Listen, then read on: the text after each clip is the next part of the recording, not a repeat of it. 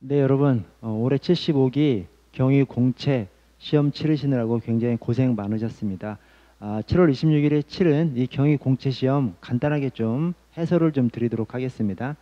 자, 먼저 시험 경향을 한번 보시면, 자, 먼저 이제 출제 분야가 우리 이제 이미 정해져 있잖아요. 출제 예정이 기초 이론에서 30%, 30%니까 12문제고요. 그다음에 한국경찰서 외국경찰사에서 5%니까 2문제고요.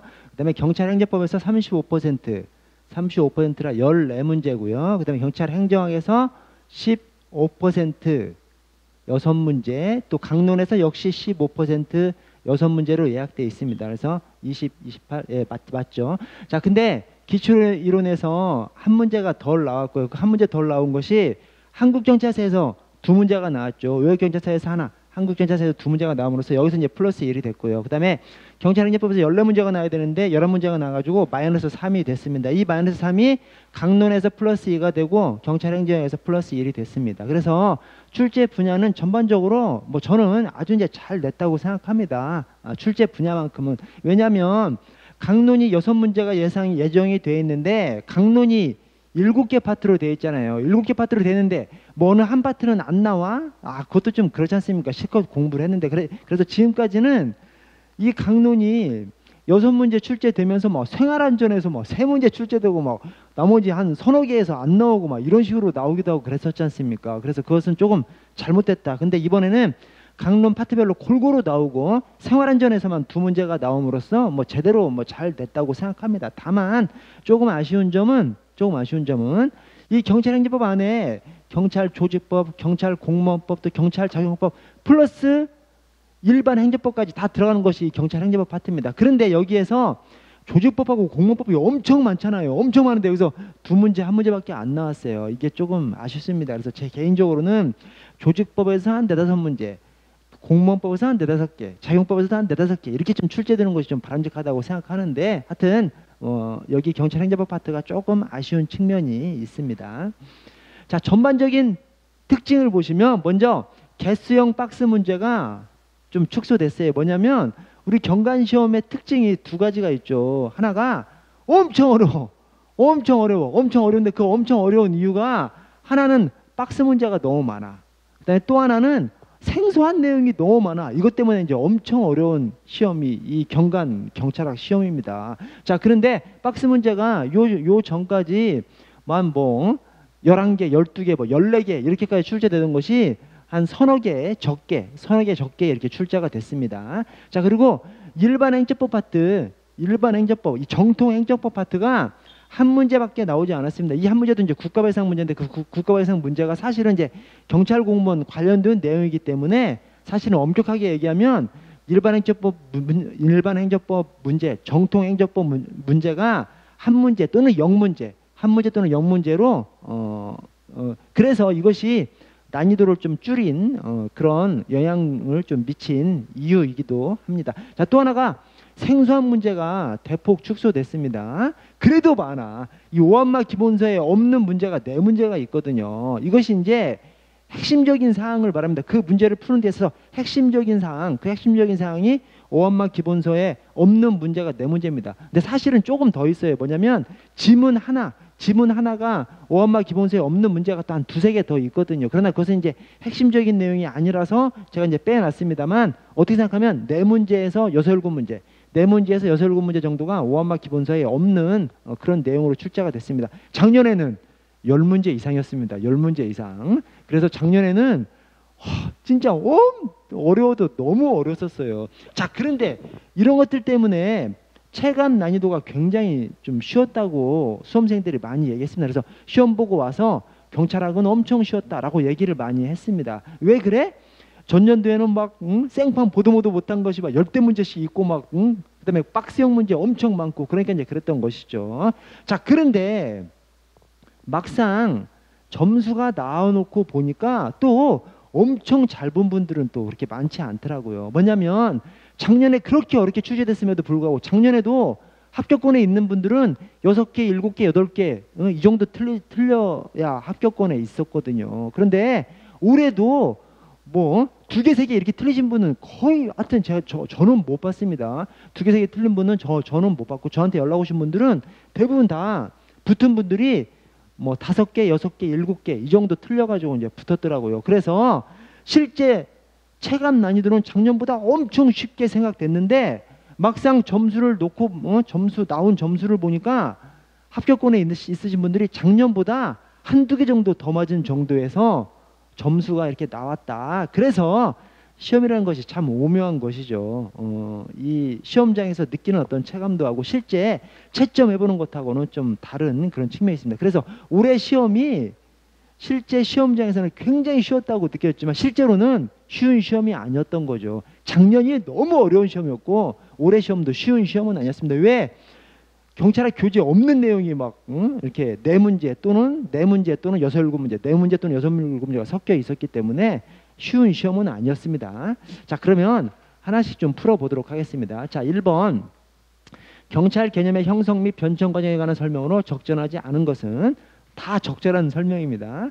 이게 나, 다, 라만은 뭐 문제가 안 돼요. 문제가 안 되는데 이제 가가 문제가 돼요. 다 옳은 지문인데 이 다 옳은 지문인데 이제 가는 생소한 지문이요. 이 생소한 지문이 프랑스 경찰 개념의 영향을 받아서 독일에서는 1476년이면 15세기지 않습니까? 15세기 말이잖아요. 15세기 말. 자, 뷰르츠부르크 주교령과 1492년 이것도 역시 15세기 말이죠. 15세기 말.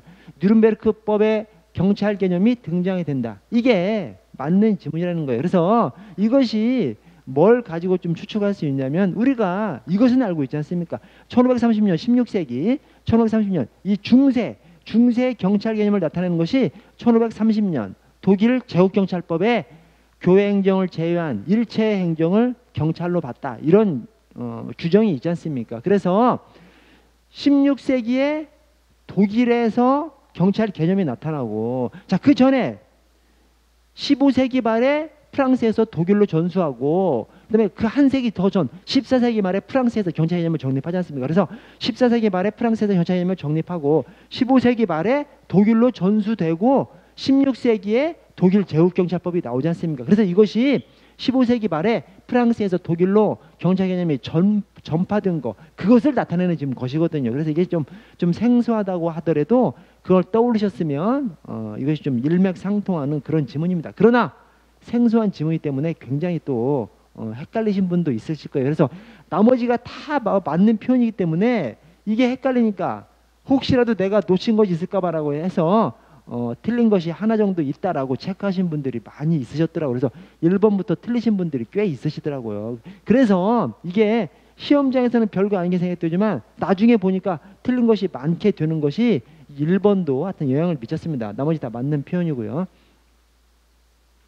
자, 2번을 보시면 경찰의 분류. 자, 2번이 틀렸는데 자, 고등경찰과 보통경찰로 이렇게 구별할 수 있는데 이 고등경찰과 보통경찰의 구별은 보호법익을 기준으로 보호법익 또는 사회적 가치, 보호법익, 사회적 가치. 그래서 고등경찰하고 가장 가까운 표현이 사상경찰이죠. 한마디로 국가 자체를 지키는 것 또는 국가의 사상 체계를 지키는 것 그것이 이제 고등경찰이고 보통경찰은 그냥 사회공의 안녕과 질서를 유지하는 것이 보통 경찰이고요. 자, 그래서 고등경찰에는 사상, 언론의 자유에 관한 정보 수집과 단속 이건 맞죠? 이건 맞는데 교통의 안전, 풍속의 유지는 이것은 그냥 보통 경찰이죠. 일반 그냥 사회공의 안녕과 질서 유지에 해당하지 않습니까? 그래서 교통의 안전, 풍속의 유지를 고등경찰로 넣어놔서 그래서 틀렸습니다. 뭐 2번은 엄청 쉬운 문제고요. 엄청 쉬운 문제고. 자, 3번이 경찰의 임무에 관한 설명. 자, 공공의 안녕이란 맨 끝에 공공의 질서보다 엄격한 합헌성을 요구받는다? 맞습니까? 아, 틀렸습니다. 여러분, 이 공공의 안녕, 공공의 질서가 뭐예요? 경찰 활동을 통해서 보호하려고 하는 법익이죠. 그래서 이 경찰의 임무가 크게 세 가지로 나누면 사회, 공공의 안녕과 사회공에 대한 안녕과 질서에 대한 위험 방지, 그 다음에 수사, 그 다음에 서비스 활동 이렇게 경찰의 임무를 크게 구별할 수 있습니다. 자, 그중에 사회공의 안녕과 질서에 대한 위험 방지가 이것이 이제 실질적 의미의 경찰 작용이고요. 자, 그래서 경찰의 임무가 뭐야? 경찰 활동을 통해서 이런 것을 하려고 하는 겁니다. 자, 그때 이 첫 번째 사회공의 안녕과 질서에 대한 위험 방지 이게 사회 공공의 안녕이라는 법익을 또 공공 질서라는 법익을 그 위험으로부터 방지하는 것을 경찰의 임무로 삼는 것이죠. 그래서 사회 공공의 안녕, 그다음에 공공 질서 이게 다 보호 법익입니다. 보호 법익인데 사회 공공의 안녕은 성문 규범의 총체이고 공공 질서는 불문 규범의 총체라고 하지 않습니까? 그래서 성문 규범의 총체는 성문 규범대로 지키면 되는 거예요. 불문 규범은 성문의 규범이 없기 때문에 헷갈리고 논란이 많이 있는 거죠. 그걸 갖다가 엄격한 합헌성을 요구받도록 해석해야 한다는 겁니다. 그래서 공공의 안녕이건 공공 질서건 다 합헌적으로 해석해야 되는 것이 맞아요. 그러나 성문 규범의 총체인 사회 공공의 안녕은 이것은 성문 규범으로 되어 있으니까 헌법까지 들이밀 그런 필요성이 떨어지죠. 그러나 불문 규범은 성문 규범이 없으니까 불문 규범은 그것이 무엇인지 어떻게 지켜야 되는지 논란이 생기겠죠. 그 논란이 생길 때 엄격한 합헌성을 요구한다. 즉 엄격하게 헌법에 합치되게끔 해석해야 하는 그런 요구를 받는 것이 불문 규범으로 된 것이 그런 엄격한 합헌성을 요구받는 거죠. 그래서 공공의 안녕이 공공 질서보다 엄격한 합헌성을 요구받는 것이 아니라 반대죠. 반대. 공공 질서가 불문 규범의 총체이기 때문에 엄격한 합헌성을 요구받습니다. 그 해석이라든가 그 적용에 있어서 엄격한 합헌성을 요구받는 것이 공공 질서입니다. 그래서 반대로 서술해서 틀린 지문입니다. 불문 규범의 총체로서의 공공 질서가 엄격한 합헌성을 요구받는 겁니다. 적용이라든가 해석에 엄청 논란이 있겠죠. 불문 규범이니까 성문으로 되어 있지 않으니까 그때 해석함에 있어서 엄격한 합헌성을 요구받는 것입니다. 자, 4번에 경찰 인권보호규칙상 인권위원회. 자, 기억이 틀렸어요. 자, 인권위원회는 국가경찰위원회 소속의 의결기구이다. 자, 국가경찰위원회 소속도 아니고 또 의결기구도 아닙니다. 그래서 경찰 인권위원회는 경찰청 소속 또는 시도경찰청 소속의 자문기구죠. 자문기구. 경찰청 소속 또는 시도경찰청 소속의 자문기구입니다. 그래서 우리 경찰학 안에서 자문기구, 대표적인 자문기구가 경찰인사위원회 또 경찰인권위원회 이 두 가지입니다. 그래서 경찰인권위원회, 경찰인사위원회 인으로 시작하는 거 다 인권위원회, 인사위원회 그것이 다 자문기구고요. 자, 다가 또 틀렸는데 당연주의 기호는 경찰청과 시도경찰청 모두 청문감사 인권 담당관으로 한다? 경찰청에 청문감사 인권 담당관이 어디 있어요? 청문감사 인권 담당관은 시도청에만 있는 것이고 경찰청은 감사관이죠. 감사관. 그래서 다도 틀렸고요. 자, 라의 위원장과 유축위원회 임기는 2년입니다. 2년. 자, 근데 위원장의 직은 연임할 수 없고 유축위원은 한 차례가 아니라 두 차례 연임할 수 있습니다. 제가 그래서 이 경찰인권위원회 할 때 제가 그런 말씀 많이 드렸죠. 경찰인권위원회는 위원장한테는 야박하고 위원한테는 후하다. 왜 그래? 위원장이 센 사람이고 위원이 약한 사람이지 않습니까? 그래서 인권이라는 것은 약한 사람의 인권을 따질 수밖에 없기 때문에 위원장한테는 야박하게, 위원장은 연임할 수 없어요. 야박해 위원장한테는. 근데 없는 위원한테는 한 차례도 아니고 두 차례 연임할 수 있습니다. 그래서 이게 위원장한테는 야박하고 위원한테는 후하고 이런 것이 이제 하나 더 있죠. 뭐냐면 위원장이나 위원한테 사고가 생기면 보궐위원을 뽑지 않습니까? 이렇게 보궐위원을 뽑을 때 보궐위원장은, 그러니까 위원장한테 사고가 생겨서 새로 뽑은 보궐위원장은 전임 위원장의 잔여 기간이 임기예요. 근데 위원한테 사고가 생겨서 새로 뽑은 보궐위원은 임기가 새로 시작됩니다. 즉 2년을 다시 하는 겁니다. 그래서 그것도 역시 보궐위원장한테는 야박하고 보궐위원한테는 후한 것이죠. 그래서 제가 이 인권위원회 위원장과 위원 얘기할 때 위원장한테는 야박하고 위원한테는 후하고 이런 것들을 좀 얘기한 사항이 출제된 것이고요. 자, 바에 임시회의는 위원장이 필요하다고 인정하거나, 자, 위원장, 그 다음에 청장 또는 제적위원 3인 이상이 아니라 3분의 1 이상입니다. 3분의 1 이상. 그래서 여기 3인 이상은 뭐예요? 이것은 국가경찰위원회하고 그 다음에 시도 자경위 임시회의죠. 자, 국가경찰위원회 임시회의 소집 요건자가 국경위는 위원장, 그 다음에 장관, 그 다음에 청장, 그 다음에 위원 3인 이상이죠. 자, 그런데 자경위는 위원장, 그다음에 시도지사, 그다음에 시도청장은 들어가야 안 들어가요? 안 들어가죠. 시도청장 안 들어가고, 그다음에 여기가 2인 이상이죠. 2인 이상. 그래서 국경위는 3인 이상, 자경위는 2인 이상이 임시회의 소집 요건자입니다. 그리고 국경위에서 청장은 임시회의 소집 요건자인데 자경위에서 시도청장은 임시회의 소집 요건자가 아니에요. 왜? 국경위와 경찰청장은 동급입니다. 동급. 그런데 시도자경위하고 시도경찰청장은 경찰청장이 시도자경위에 지휘감독을 받는 하급기관이지 않습니까? 그래서 시도경찰청장한테 자경위 임시회의 소집 요건을 주지 않았습니다. 자, 그리고 여기가 국경위가 임시회의 소집 요구가 국경위 3인 이상, 자경위 2인 이상이고 경찰인권위원회는 3분의 1 이상입니다. 제적 3분의 1 이상입니다. 3분의 1 이상. 그래서 틀렸습니다. 자, 코엔과 펠드버그 경찰활동의 기준 및 사회계약론에 관해서 이게 좀 어려워요. 엄청 어려운 시험입니다. 엄청 어려운 문제입니다. 자, 가에 로크는 자연 상태에서 힘이 없는 개인은 생명과 재산에 대한 안전이 결여되어 있어서 그래서 자연권을 일부 포기하면서 자연권의 일부를 양도하면서 국가를 건설하게 되죠. 공동체 국가를 건설하게 되죠. 자, 근데 그때 자연법이 존재하잖아. 자연 상태에서 자연법이 존재하죠. 존재하지 않는 것이 아니라 자연법이 존재하는데 다만 이 자연법을 판단할 척도 기준이 존재하지 않는 것이죠. 그래서 자연법이 존재하지 않아. 이거 틀렸습니다. 이 사회계약론자들은 자연법이 존재한다고 보는 것이 사회계약론자들이지 않습니까? 그래서 자연법이 존재하지 않아. 이 문제가 이제 틀렸고요. 자, 그다음에 마에 경찰이 직무수행 과정에서 권한을 남용하거나 물리력을 과도하게 사용하지 않을 것을 신뢰하는 것. 이게 공정한 접근이 아니라 이게 뭐죠? 공공의 신뢰죠. 신뢰. 공공의 신뢰입니다. 그래서 공공의 신뢰라는 것이 뭐예요?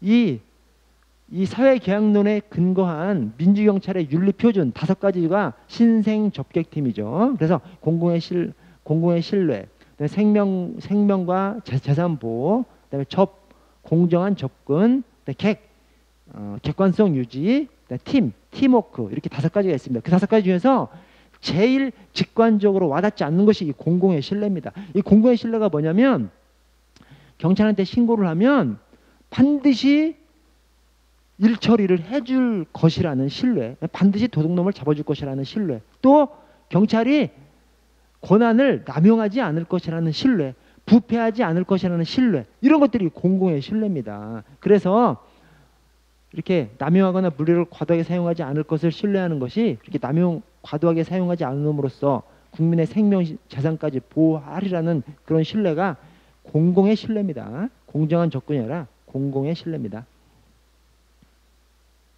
자, 6번 외국정자사 볼게요. 자, 각국 경찰에 관한 설명으로 적절하지 않은 것은 이게 4번이 틀렸습니다. 이 4번이 뭐야? 주경찰 창설 순서죠. 이건 좀 엄청 외웠죠. 그래서 자, 도시경찰 창설 순서가 보뉴필이죠. 보뉴필. 그래서 보스턴, 뉴욕, 필라델피아. 그다음에 주경찰 창설 순서가 테메페죠. 테메페. 그래서 텍사스, 매사추세츠, 그다음에 펜실베니아 이렇게 순서가 되어 있습니다. 그래서 도시경찰 창설 순서 보뉴필, 주경찰 창설 순서 테메페 이렇게 되어 있습니다. 그래서 보뉴필, 테메페. 다만 주경찰 창설 순서 텍사스, 매사추세츠, 펜실베니아 중에서 최초의 근대적 주경찰은 또 펜실베니아라고 이렇게 얘기합니다. 어쨌든 간에 보뉴필, 테메페. 그래서 틀렸고요. 자, 7번 형적 의무 경찰과 실적 의무 경찰.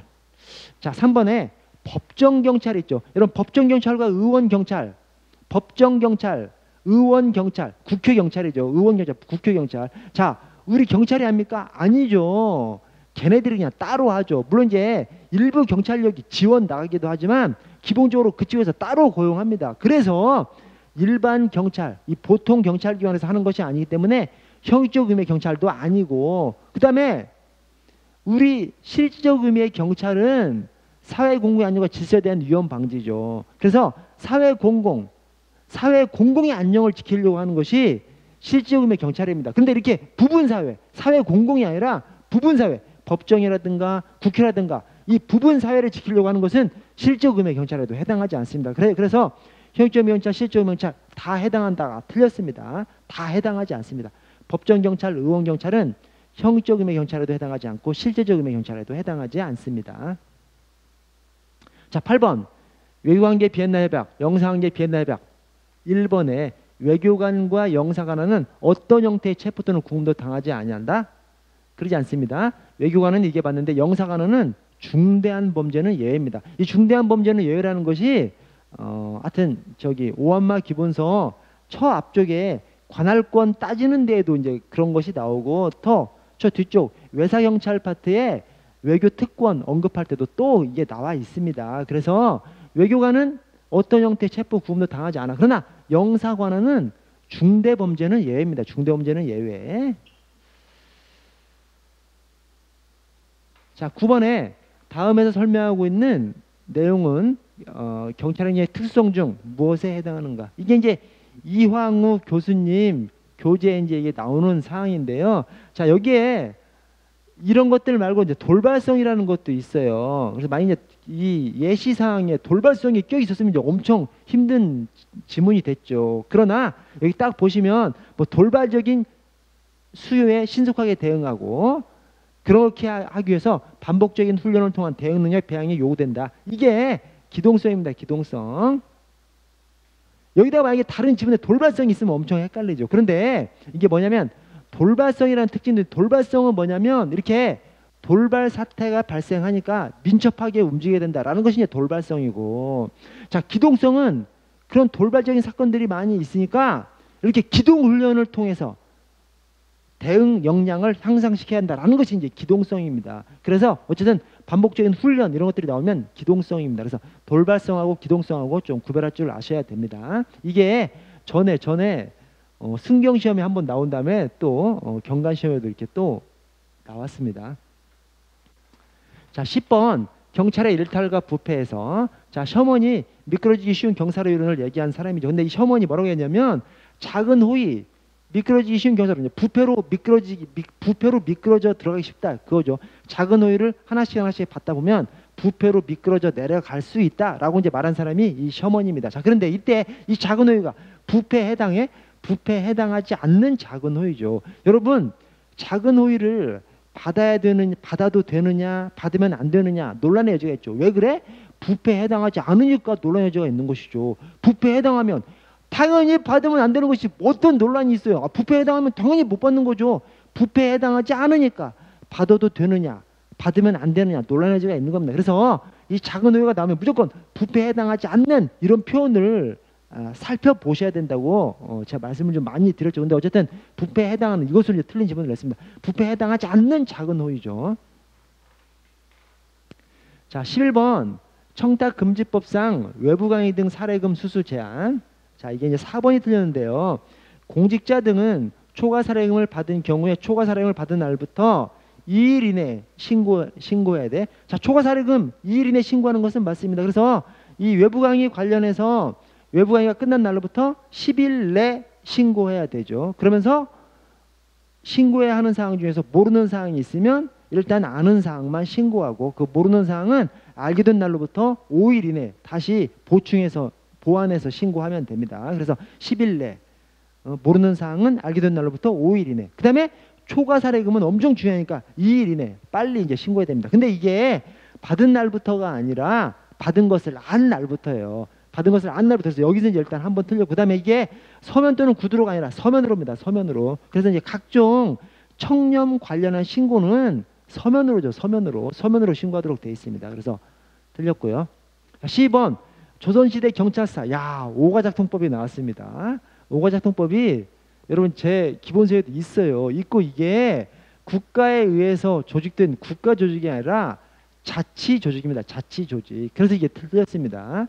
국가에서 강제로 조직된 것이 아니라 자치 조직. 그래서 이제 틀렸습니다. 근데 사실 이게 좀 잘 관심을 못 받던 곳이죠. 그래서 이것도 상당히 좀 어려웠습니다. 또 나머지 내용들이 평소에 못 보던 내용들이 섞여 있어가지고 이것도 상당히 어려운 문제였습니다. 근데 이제 제가 좀 이런 말씀들은 좀 드렸었죠. 뭐냐면 이 갑오개혁 이후, 갑오개혁 이전 이걸로 이 한국 경찰사가 많이 구별하지 않습니까? 갑오개혁 이전, 갑오개혁 이후, 이제 또 이제 갑오개혁 이후는 일제시대 이전, 또 일제시대, 그다음에 광복 이후는 또 1991년 경찰법 제정되기 이전, 1991년 이후 이제 이런 식으로 한국 경찰사 구별을 좀 많이 합니다. 자, 그런데 순경 시험에서는 갑오개혁 이전은 거의 안 나와요. 거의 안 나와요. 근데 경간부 시험에서는 갑오개혁 이전도 나온다니까요. 나와. 지금까지 계속 나와왔어. 그래서 좀 안 볼 수 없는 것이 이 경간 시험에서는 갑오개혁 이전도 출제되고 이번에도 또 이렇게 출제가 됐습니다. 그래서 하여튼 어렵습니다. 교재에 있는 내용이긴 하지만 좀 어렵죠. 13번 1번 지문이 이게 없는 지문이에요. 근데 2번, 3번, 4번이 확실히 맞는 지문이거든요. 2번, 3번. 자, 2번 경직법 53경기 1953년 맞고요. 그다음에 3번에 1966년에 경찰 윤리원장 맞습니다. 1966년이 해외 주재관 제도를 시작한 해이고 그다음에 경찰 윤리원장도 제정됐습니다. 그래서 해외 주재관 나가기로 결정한 다음에 얼마나 좋겠어. 그래서 그 사람들이 용용 죽겠지. 용용 죽겠지. 약 올리고 해외 주재관을 나가니까 남아있는 사람들이 이런 싸가지 없는 놈들 해서 경찰 윤리원장을 제정했다. 이렇게 이제 숙지하시라고 제가 이제 말씀을 드렸었는데 어쨌든 경찰 윤리원장 1966년이고 그다음에 경찰 공무원법이 1969년입니다. 자, 그래서 이 틀릴 것이 1번밖에 없어요. 그렇긴 하지만 1번이 완전히 생소한 지문입니다. 그래서 1953년 휴전 이후 전후 복구와 교통 안정을 위해서 철도 경찰대를 확정 운영하는 것이 아니라 이 철도 경찰대는 1949년에 여러분 제가 여기다가 이 문제 해설 함께 해설지도 함께 영상에다가 함께 올려놓도록 하겠습니다. 그래서 그것까지 함께 좀 살펴보십시오. 자, 1949년에 치안국에 철도 경찰대를 조직합니다. 근데 이 1953년에 이 철도 경찰대를 폐지해요. 폐지한 다음에 1963년에 경찰이 아니라 교통부에 지금 이제 뭐 건설교통부 얘기하는 타 부처를 얘기합니다. 교통부에 이 철도 경찰대를 다시 설립합니다. 그래서 이 1953년에는 경찰 안에서 철도 경찰대를 확대 운영하는 것이 아니라 1949년에 치안국에 철도 경찰대를 설치한 다음에 1953년도에 폐지합니다. 폐지해. 그래서 1953년 확대 운영이 아닙니다. 그래서 틀렸습니다. 이 13번도 쉬운 문제는 아닙니다. 생소한 지문이 섞여 있어서 쉬운 문제는 아닙니다. 자, 14번 경찰 책임의 원칙에 관해서 자, 나의 비책임자에 대한 경찰권 발동. 이 비책임자가 뭐죠? 경찰 책임자가 아닌 사람이죠. 제3자. 경찰 책임자가 아닌 자에 대한 경찰권 발동을 비책임자에 대한 경찰권 발동 또는 제3자에 대한 경찰권 발동 또는 경찰 긴급권이라고 하죠. 그래서 경찰 긴급권이라고 하면 긴급할 때 경찰권을 발동하는 것이 경찰 긴급권이 아니라 긴급할 때 경찰 책임자가 아닌 제3자한테 경찰권을 발동하는 것을 경찰 긴급권이라고 하죠. 자, 어쨌든 비책임자에 대한 경찰권 발동 또는 경찰 긴급권. 자, 비책임자에 대한 경찰권 발동은 경찰상 긴급 상태에서 허용될 수 있으며 이 경우 법률의 근거가 없어도 된다? 아니, 경찰 책임자도 아닌 사람한테 경찰권을 발동하는데 당연히 법률의 근거가 있어야 돼요. 그래서 근거가 없어도 되는 거죠. 별도의 근거가 있을 때야만 가능합니다.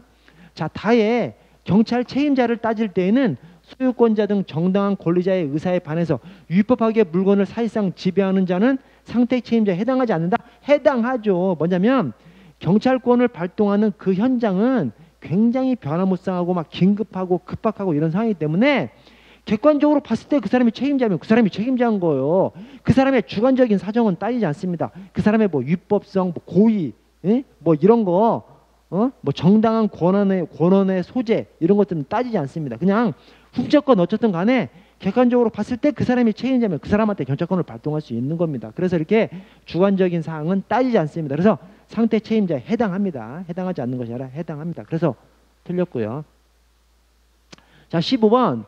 자, 국자법상 경찰청장의 개별사건 수사에 대한 구체적 지휘 감독에 관해서 여러분 제가 이거 엄청 많이 설명드렸어요. 뭐냐면 지금 자치경찰제가 2021년 1월 1일부터 전면적으로 시행됐죠. 자, 근데 자치경찰제 전면적으로 시행된 것이 뭐예요? 자치경찰제를 전면적으로 시행했는데 자치경찰 공무원은 없죠. 그냥 기존에 있는 국가경찰 공무원이 국가경찰 사무하고 자치경찰 사무를 다 그냥 수행합니다. 단 2006년도에 도입된 제주자치경찰만큼은 자치경찰 공무원이죠. 그래서 2006년도에 도입한 제주자치경찰 그 자치경찰 공무원 빼고 나머지는 자치경찰제를 전면적으로 도입했지만 자치경찰 공무원이 없어요. 그 나머지에는 그냥 국가경찰 공무원이 국가경찰 사무, 자치경찰 사무를 다 수행합니다. 즉 경찰의 사무를 국가경찰 사무하고 자치경찰 사무로 나눈 것을 갖다가 자치경찰제 도입했다고 얘기하는 겁니다. 플러스해서 그냥 시도 자경이 조직한 거 정도. 자, 그래서 경찰의 사무를 국가경찰 사무와 그 다음에 자치경찰 사무로 구별을 했습니다. 이걸 갖다가 자치경찰제 도입했다고 얘기하는 겁니다. 다만 국가경찰 사무 안에도 수사사무가 있고 자치경찰 사무 안에도 수사사무가 있습니다. 자, 이때 업무는 경찰의 사무는 크게 국가경찰 사무하고 자치경찰 사무하고 이렇게 이대별 해놓고 그다음에 지휘감독은 3원의 지휘감독 체계를 갖춰놨죠. 그래서 수사사무를 제외한 국가경찰 사무는 경찰청장이 지휘감독을 하고 수사사무는 국수본부장이 지휘감독을 하고 그다음에 수사사무를 제외한 자치경찰 사무는 시도자경위에서 지휘감독을 하도록 3원의 지휘감독 체계를 갖춰놨습니다. 자, 그런데 경찰청장은 수사사무를 제외한 국가경찰 사무만 관여할 수 있고 수사사무라든가 자치경찰 사무는 원칙으로 관여하지 못하게 해놨습니다. 자, 그런데 예외적으로 수사에 있어서는 긴중사, 긴급하고 중요한 사건입니다. 긴중사, 긴급하고 중요한 사건인데 이게 대통령령으로 가면 비제동광입니다. 비제동광. 여기에 대해서는 개별 사건, 경찰청장의 개별 사건에 대해서 국수본부장을 통해서 지휘감독할 수 있도록 해놨습니다. 자, 그리고 경찰청장이 자치경찰 사무에 대해서는 지휘감독할 수 없어요. 근데 예외적으로 자치경찰을 지휘 명령할 수 있는 경우가 있습니다. 그것이 비다지죠, 비다지. 그래서 비제동광 비다지에 대해서 경찰청장이 수사사무에 대해서 비제동광, 그다음에 자치경찰 사무에 대해서 지휘 명령할 수 있는 경우가 비다지가 있습니다. 이게 뭐냐면 비상사태, 재난 테러, 그다음에 대규모 동원 필요, 대규모 동원 필요, 그다음에 광역화된 범죄, 그다음에 여기 자치경찰 청장이 지휘 명령할 수 있는 예외적인 경우가 비상사태, 그다음에 다수시도 동일적용 치안정책 시행 필요, 다수시도 동일적용 치안정책 시행 필요, 그다음에 이게 지원조정입니다. 지원조정. 자, 이런 것들을 하면 국경이 보고를 해야 돼요. 국경이 보고를 했는데 잠깐 맨 끝에 것은 이 지원조정은 국경이 사전 의결을까지 얻어야 됩니다. 사전 의결을 얻어야 됩니다. 자, 그래서 이렇게 예외적인 것들을 하면 국경이 보고를 해야 됩니다. 대신 맨 끝에 거 비제동광 비다지 중에서 자치경찰 지원 조정하려고 하면 국경이 사전 의결을 얻어야 됩니다. 자, 그래서 여기 보시면 3번에 경찰청장은 개별 사건 수사에 대한 구체적 지휘 감독을 개시한 때에는 이를 누구한테 보고해야 돼? 국경이 보고해야 된다니까요. 국회 소관 상임위원회가 아니라 국가경찰위원회 보고해야 됩니다. 그래서 이제 틀렸습니다. 이 15번은 하여튼 뭐 제가 이 설명을 엄청 많이 드렸던 그런 상황이고요. 자, 16번 국자법 그다음에 국가경찰위원회 규정상 국가경찰위원회에 관한 설명으로 적절하지 않은 것은, 자, 3번에 행정안전부 장관은 국가경찰위원회가 심의 의결한 내용이 적정하지 아니하다고 판단된, 맞습니다. 제2 요구사항, 제2 요건이 위법이 아니에요. 위법이 아니라 적정하지 아니하다고 판단할 때는, 즉 굉장히 광범위하게 해놨습니다. 광범위하게 해놨기 때문에 제1을 요구해야 한다가 아니라 제1을 요구할 수 있어요. 사유가 굉장히 광범위하게 적정하지 아니하다고 판단할 때는이기 때문에 제1을 요구할 수 있습니다. 요구해야 한다가 아니라 제1을 요구할 수 있다. 즉 행안부 장관의 권한으로 만들어놨습니다. 행안부 장관의 의무가 아니라 권한으로 만들어놨습니다. 그래서 틀렸습니다. 그래서 자, 17번 경찰공무원 임용현상 보직관리. 자, 3번 임용권자 또는 임용자초권자는 원칙적으로 소속 경찰공무원이 해당 직위에 임명된 날로부터 2년이 아니라 1년이 되죠. 1년. 그래서 어느 한 보직으로 발령을 하면 1년 내에는 인사 발령할 수 없도록 전보할 수 없도록 그렇게 경찰공무원 임용령에 규정을 하고 있습니다. 그래서 원칙적으로는 1년 이내, 대신 감사 담당은 2년 이내, 원칙적으로는 1년 이내, 감사 담당은 2년 이내 다른 주기에 전부할 수 없습니다. 그래서 이것은 뭐 엄청 많이 봤던 것들이기 때문에 뭐 쉬운 문제고요. 자, 18번 경지법상 보호조치. 자, 보호조치를 할 때, 자, 1번 보호조치를 필요로 하는 피구호자에 해당한지는 구체적인 상황을 고려해야 되는데, 이때 사회 평균을 기준으로 판단해? 아니죠. 경찰관 평균을 기준으로 판단하죠. 평균적인 경찰관을 기준으로. 그래서 이게 뭔 말이냐면, 어떤 보호조치에 대한 판단, 즉 보호조치를 하든지 하지 않든지, 보호조치가 필요한 보호 대상자라고 판단하든지, 또는 보호조치가 필요하지 않은 보호 대상자가 아니라고 판단한 그 판단의 적법성을 판단할 때에는 평균적인 경찰관을 기준으로 판단해야 되죠. 일반인이 아니라 우리 전문적인 치안 활동을 수행하는 평균적인 경찰관. 평균적인 경찰관이라면 어떻게 했겠느냐. 평균적인 경찰관이라면 보호조치 대상자로 판단했을 것인데, 이 사람은, 이 경찰관은 보호조치 대상자로 판단하지 않아가지고 그 사람이 보호조치를 하지 않아서 죽었어. 그러면 위법한 경찰권의 발동이 되는 것이죠. 위법한 경찰권의 발동 또는 위법한 경찰권의 불행사가 되는 것이죠. 자, 그래서 사회 평균이 아니라 경찰관 평균인 또는 평균적인 경찰관을 기준으로 판단해야 됩니다. 자, 19번에 범죄 예방과 제지, 경지법상 범죄 예방과 제지. 자, 이게 이제 4번이 틀렸는데요. 뭐냐면 6조 범죄 예방과 제지에 있어서 경찰관이 이제 경고, 제지할 수 있지 않습니까? 근데 이 경찰관의 경고나 제지는 범죄 행위에 관한 실행에 착수 전에 행해질 수 있고, 범죄 행위가 계속되는 중에 그 진압을 위해서는 행해질 수 없다? 아니죠. 실행에 착수 전에, 즉 급박할 때 그때도 할 수 있고, 임박할 때도 할 수 있고, 목전에 있을 때 그때도 할 수 있고, 진행되는 도중에도 경고, 제지할 수 있죠. 왜냐하면 어떤 사람이, 어떤 나쁜 놈이 누구를 때려, 한 대 때리고 끝나요? 아니죠. 때리고 나면 또 때릴 수 있죠. 그러니까 당연히 때리고 나면 또 때리지 못하도록 경고할 수 있는 것이고, 또 때리기 직전에 제지할 수도 있지만 때린 다음에도 또 때리지 못하도록 제지할 수 있는 것이죠. 그래서 이 경고나 제지는 실행에 착수 전에, 급박할 때, 임박할 때 그때만 할 수 있는 것이 아니라 범죄가 계속되는 도중에도 경고, 제지할 수 있습니다. 자, 20번에 위험 방지를 위한 출입. 자, 4번이 틀렸는데 4번에 이 위험 방지 관련해서 과태료 규정이 있어? 없습니다. 경지법상에는 과태료 규정이 없죠. 자, 이건 뭐예요? 이건 112 신고 처리법에 과태료 규정이 있죠. 112 신고 처리법에 피거짓 135죠. 그래서 피거짓, 이 피난명령 위반이 이것은 피난명령 위반이 아니네요. 자, 피난명령 위반이 100만 원 이하 과태료. 그다음에 이게 이제 출입 거부 방해가 300만 원 이하 과태료고요. 자, 거짓 신고가 500만 원 이하 과태료입니다. 이게 이제 112 신고 처리법입니다. 112 신고 처리법 사항이고 경직법 사항은 아닙니다. 그래서 4번이 틀렸습니다. 경직법 사항은 아니고 112 신고 처리법에 피거짓 135 이렇게 되어 있습니다. 여러분, 저 조금만 쉬었다가 나머지 20문제 이어서 하도록 하겠습니다.